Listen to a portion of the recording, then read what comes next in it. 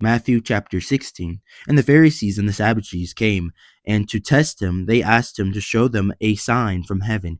And he answered them, When it is evening, you say, It will be fair weather, for the sky is red. And in the morning it will be storming today, for the sky is red and threatening.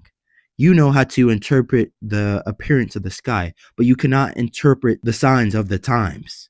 A evil and adulterous generation seeks for a sign, but no sign shall be given to it except the sign of Jonah. So he left them and departed.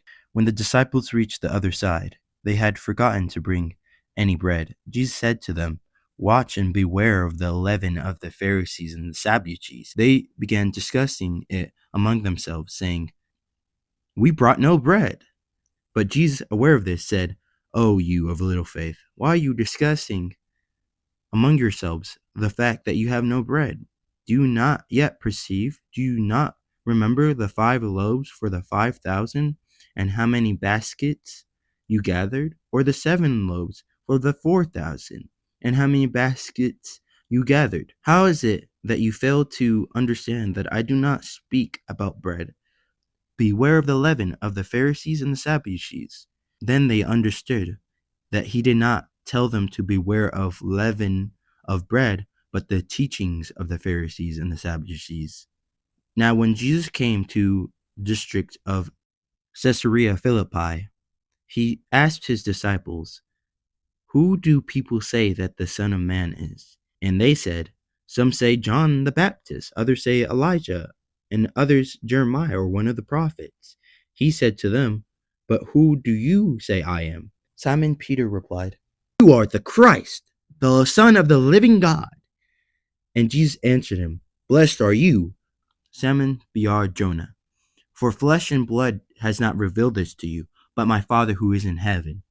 And I tell you, you are Peter, and on this rock I will build my church, and the gates of hell shall not prevail against it.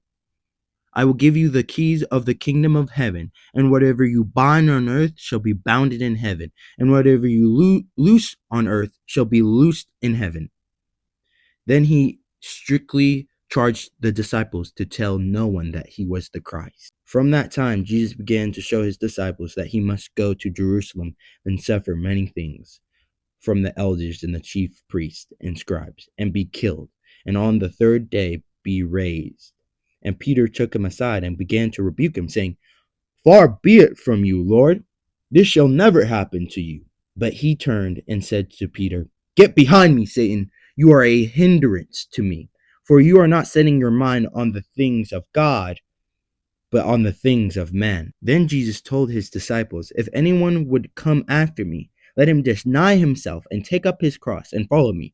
For whoever would save his life would lose it, but whoever loses his life for my sake will find it. For what will it profit a man if he gains the whole world, but forfeits his soul? Or what shall a man give in return for his soul?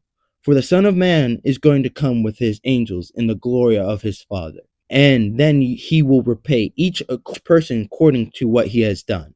Truly I say to you, there are some standing here who shall not taste death until they see the Son of Man coming in his kingdom.